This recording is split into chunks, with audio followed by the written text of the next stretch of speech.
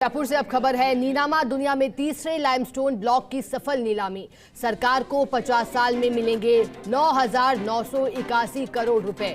तीसरे limestone block की नीलामी के साथ इस साल सर्वाधिक 8 मेजर मिनरल ब्लॉक नीलाम। नीनामा दुनिया ब्लॉक से मिलेगा इसी वित्तीय वर्ष में 9 करोड़ 57 लाख का राजस्व। सीमेंट उद्योग में लगेंगे नए पर निवेश और रोजगार के द्वार खुले। तो यहाँ एक अवसर भी, क्योंकि यहाँ से अब निवेश और रोजगार के द्वार खुलेंगे। सरकार को 50 साल में 9,981 करोड़ रुपए मिलेंगे।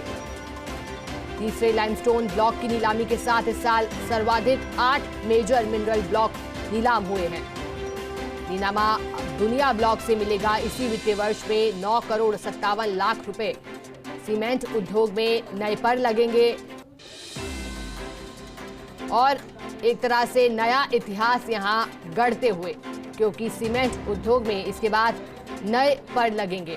निवेश की बात की जाए, रोजगार की बात की जाए, लोगों के लिए एक तरह से ये अवसर के द्वार खोलता हुआ। और ये खबर राहत देती हुई, कहीं ना कहीं उमंग की लहर लाती हुई खबर, क्योंकि जब बात रोजगार की जाए, निवेश की जाए,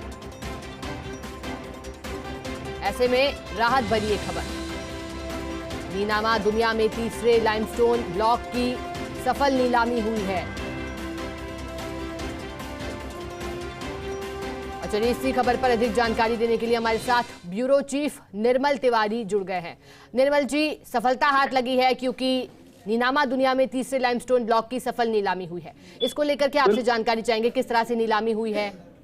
बिल्कुल शिखा, देखिए सीधे तौर पर बात करें तो खान मंत्री प्रमोद जैन भाया और डिपार्टमेंट के एसीएस डॉक्टर सुबोध अग्रवाल और डायरेक्टर संदेश नायक, ये तिकड़ी ऐसी है जो लगातार कमाल कर रही है। पिछले वित्त वर्ष की बात करें तो वहां सिर्फ मेजर मिनरल के 7 ब्लॉक नीलाम हुए थे, लेकिन इस बार अभी तो वित्त वर्ष समाप्त भी नहीं हुआ है, उससे पहले यानी वित्त वर्ष के पहले 10 महीने के अंदर ही 8 मेजर मिनरल के जो ब्लॉक्स हैं उनको नीलामी उनकी करने में उन्होंने सफलता प्राप्त की है। उससे निश्चित तौर पर सरकार को अगर पूरे 50 वर्ष के प्रीमियम के तौर पर देखें तो 1 लाख करोड़ रुपए से ज्यादा सरकार को राजस्व मिलने वाला है। लेकिन अभी जो रिसेंट जो नीलामी हुई है, ये रामगंज मंडी का लाइमस्टोन ब्लॉक है। नीनामा दुनिया का जो लाइमस्टोन ब्लॉक है, इससे सरकार को अगले 50 साल में 9,981 करोड़ रुपए राजस्व प्राप्त होगा। और निश्चित तौर पर इससे न केवल सीमेंट उद्योग में हमारी जो आत्मनिर्भरता की तरफ हम बढ़ेंगे, बल्कि हमारी जो हिस्सेदारी है देश के अंदर सीमेंट उद्योग के तौर पर, वो हमारी हिस्सेदारी भी बढ़ेगी। इससे निवेशकों में भी एक अच्छा माहौल देखने को मिलता है शिखा, कि राजस्थान में जिस तरह से लगातार लाइमस्टोन के ब्लॉक्स का एक्सप्लोरेशन किया जा रहा है, लगातार जीएसआई के सहयोग से जिस तरह से खान विभाग